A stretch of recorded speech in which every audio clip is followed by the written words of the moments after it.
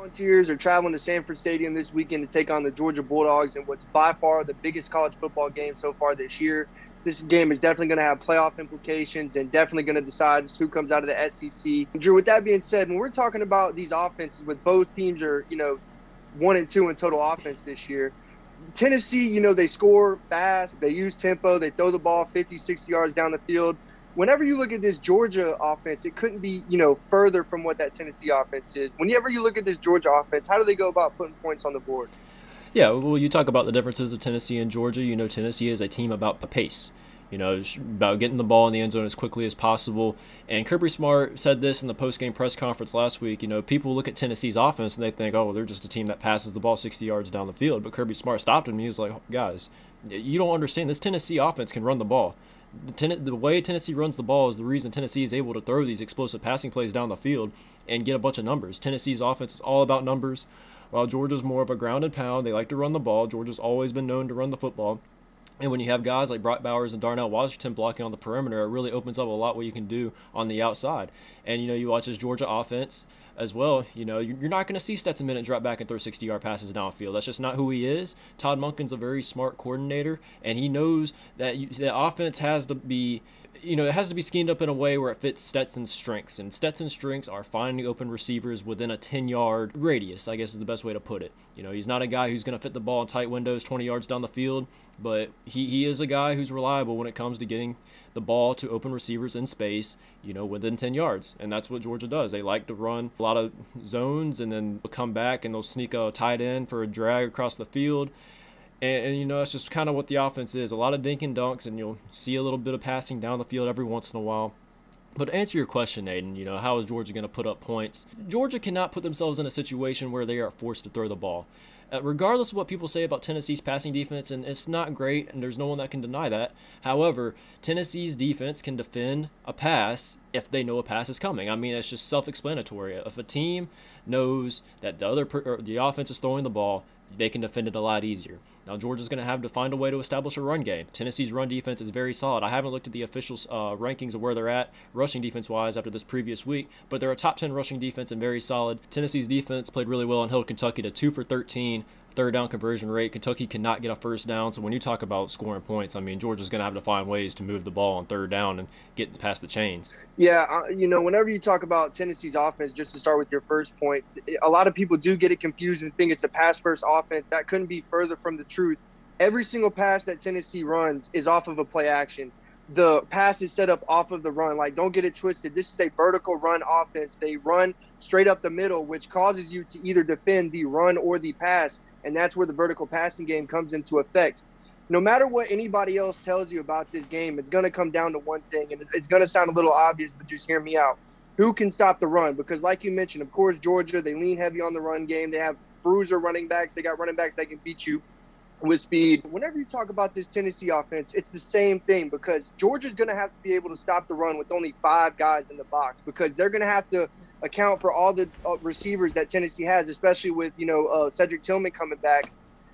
They're going to have to defend the passing game, because they can't have, they can't be getting bombed for 60, 50-yard passes. You know what I'm saying? Mm-hmm. They're going to have to have numbers on the outside. They're going to have to be able to stop the run with 5. If they can do that, they're going to be able to stop this Tennessee team. And on the other side, this Tennessee team throughout the whole season has had missed tackles, and that's the biggest red flag. And even in the Kentucky game, there was missed tackles. Chris Rodriguez was still running the ball well, and he is one of the best running backs in college football, so it's going to be hard to contain him. But I do want to see improvement in tackling. But like you mentioned, we do have one of the best run defenses in college football, and that goes underrated. Everybody hates on our defensive backs, and yeah, they're ranked 130th in passing defense, but they create turnovers. And that's all you need when you have an offense that puts up 40 points a game, is to bend but don't break in the red zone and get turnovers and have a scoring defense, which is what we have.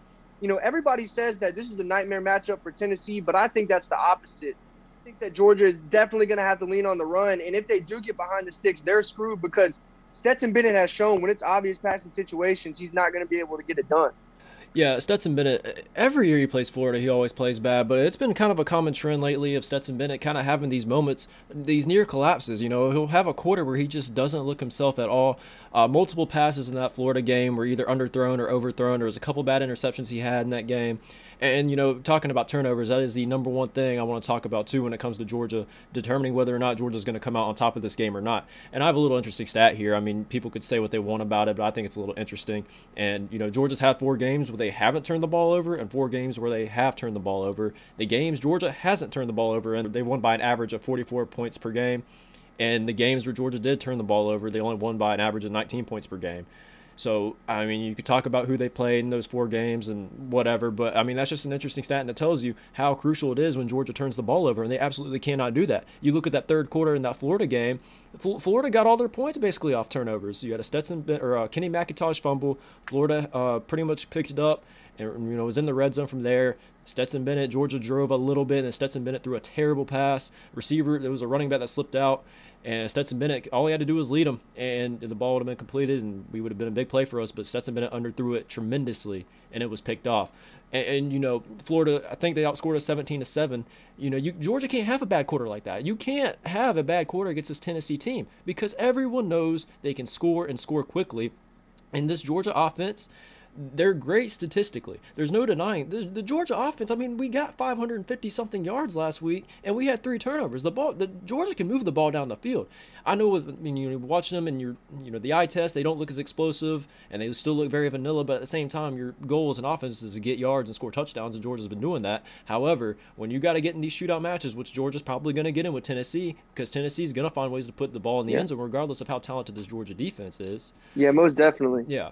Georgia just can't. And the Georgia defense got holes in it. I'm sorry to cut you off, but the Georgia defense got holes in it. Ringos, I see vulnerability in the defensive backfield from Georgia. All these Georgia fans are oblivious to that because y'all only have 1 win versus the top 25 opponent, that being Oregon, which really shouldn't even count. But, I mean, I'm sorry. I'm continue. I'm sorry. Come on, man. Don't do us like that. That Georgia win over Oregon, 49-3 over a top 10 Oregon team, regardless of who they played, regardless of what conference they're in. You can say all you want about that. No, I'm not going to sit here and deny that Tennessee's had better wins. They've had wins over Alabama, over LSU and Kentucky, and those were really good wins. And as a Georgia fan, it pains me to see Tennessee get really, really good so fast. I had a blast making fun of Tennessee when Jeremy Pruitt was in. I even wanted to come on here and make jokes about the whole McDonald's bag and everything, but I can't do that anymore because Tennessee's a legitimate football program now. Funny. So, that's funny. It's a little disappointing, and Georgia's. That Florida game last week was a little concerning for me, especially with Stetson Bennett, 50% passing, multiple interceptions. So I can't get on here and just troll like I wanted to. But at the end of the day, this is going to be a great game. All trolling aside, this is going to be a great game, and I'm so excited to watch this, regardless of who wins or loses. I mean, either team can lose this game and still find a way in the playoffs. I don't think if Georgia wins or loses, they're not out of the playoffs for sure. If Tennessee loses, they're not out of the playoffs for sure. But nonetheless, this is a game that everyone's going to be watching. It's number 1 versus number 2. Aiden, I feel like we've talked about a lot already in this video, so I'll go ahead and throw it to you for your prediction. Yeah, like I mentioned earlier, the number 1 key to victory for both of these teams is going to be stopping the run. Tennessee, I don't care if we have 9 people in the box. I want to be playing press man on the receivers just to mess up the timing, giving Stetson Bennett less time to throw. I don't just commit everything to stopping the run if you're Tennessee. Force Stetson Bennett to make those throws in the tight coverage. And do not let Darnell Washington or Brock Bowers get lost going across the field like you mentioned on these play actions. No, that's the only way Georgia has to win. If Georgia beats us by throwing little pop passes to Brock Bowers in the flats, I don't know what I'm going to do. I'm going to go crazy. But on the other side of the ball, or for the other side, for Georgia's defense, they're going to have to stop the run with only 5 guys in the box, like I mentioned, because they're going to have to commit to stopping the passing game. And I do not think that Georgia's defense is going to be able to do that. I think that we got 2 running backs. Jabari Smalls isn't even our best running back. Wright is our best running back by far.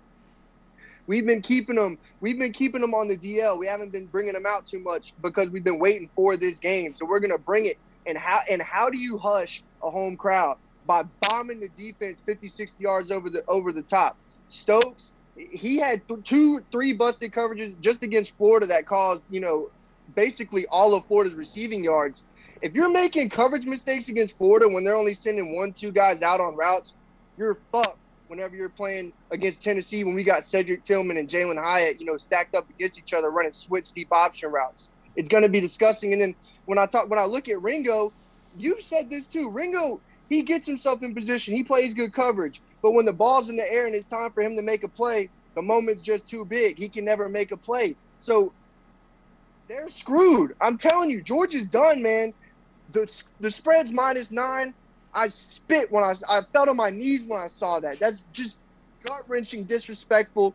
If you're a Tennessee fan, throw all your money, throw the house, throw the car, kids' college, everything on Tennessee. We're bringing. I might go to Knoxville for this game because it's gonna be fucking going ape shit when we take down the Georgia Bulldogs. Georgia's -9. That is a spread that kind of caught me by surprise a little bit. Last week, if y'all looked, it was actually in the double digits last week before that Kentucky game was played and that Florida game was played this past week, and it dropped all the way to 9 this morning. And even to me, as a Georgia fan, I think Georgia's winning every game by 100 points, but I look at the spread, and as a Georgia fan, there is absolutely no way I could take Georgia in the 9 points here. With that being said, though, and I'll say this, you can say what you want about the LSU Stadium, Aiden. Georgia and Sanford Stadium at max capacity in the biggest game probably in Sanford Stadium history. I'm not even I can't remember the last time. I don't think Georgia's ever been number 1, played a number 2 opponent at Sanford Stadium. Kirby Smart tweeted today that if you come up to Sanford Stadium as a fan and you still have a voice at the end of the game, he's going to be disappointed. These fans are about to be the loudest and most rowdiest. You don't have to tell Tennessee fans that, but go ahead. This is going to be the rowdiest environment they've played in all year. And, if Tennessee can find ways like they did in LSU to go up 10-0 in the first 2 minutes, that's really going to help them. But this Georgia team is going to show up to play. When you look at this Georgia, how they struggled in some of these games, Georgia was clearly not taking those opponents as serious as they should have. When Georgia plays the big-time opponents, they show up. You're going to get their best effort. I'm not going to say they're going to execute at their best, but you're going to get the effort. And you said it multiple times when it comes to defense. Effort is probably the number one thing on defense. You can use effort, and you can make mistakes, but sometimes get away with it. When this Georgia team and this defense gives max effort with the talent they have, it is a very tough team to score on. I know Tennessee has a great offense, and Tennessee's going to put up points in this game. There's no question about it. Tennessee's probably going to get in the 30s in this game. I know Georgia's defense is talented, but like you said, it's a tough scheme to stop. Tennessee likes to run the ball with a light box, and Georgia's going to have a light box in some occasions because the secondary, it's not flawless. There's a lot of holes in the secondary. I think Ringo has a lot of work to do. Malachi Starks, freshman as a safety, he has a lot of work to do. And this is an offense Georgia hasn't seen yet. So it's going to be tough to stop them. But at the same time, this Sanford Stadium environment, and I think Georgia's only had one loss in the past 6-7 years in Sanford Stadium. It's going to be something else. Now, what really concerns me, and I've said it before, the turnovers, and Georgia cannot give Tennessee possessions. If that happens, Georgia's losing the game. They're absolutely going to lose the game. Now, this is a prediction video, so I kind of have to go one way or the other. And y'all already know where I'm going. Do it. Georgia's going to get the win. No! Georgia's going to get the win. They might not cover the 9 points. Yeah, there we go. They might not cover the 9 points. I'm not going to go. I'm not going to put all my money on Georgia in this game. Y'all could put all your money on Tennessee. Go ahead and do it. That's not my money. Yeah. If you have that much faith in your team, I 100% respect it. And I have faith in my Georgia Bulldogs. But like I said, there's just a little too many red flags in that Georgia-Florida game that have caused me to really not get on here and preach the whole Georgia's winning by 100 thing. I am impressed with how Georgia responded to adversity last week, though. In all seriousness, Georgia's dealt with a lot of adversity this year as compared to years past, especially prior to last year, and Kirby Smart said it. This team's not there yet. And I think Georgia's improved a lot. Georgia, Florida made it a 28-20 game. Georgia came out and then dominated when they faced adversity, and they're going to face a lot of adversity in this game, so it's honestly a good thing Georgia got tested a little bit that last week. They're going to face a lot of adversity this week, and we're going to see what team Georgia really is. But with that being said, I'm taking Georgia. Unfortunately, I got Tennessee to cover, and I'll make this interesting as well. I wasn't going to do this. It just kind of came in my head last second. I just kind of looked over. I have a Tennessee shirt right here. Where's the logo? I can't even get it in the cam. There it is. There's the logo. If Tennessee wins this game, I'll wear that shirt in every single video we do for the rest of the season. It doesn't matter if Georgia's playing Tennessee again in the playoffs or whatever. I'll wear a Tennessee shirt. But we got to keep this a little interesting. It's a rivalry, number 1 versus number 2. It's going to be a great game.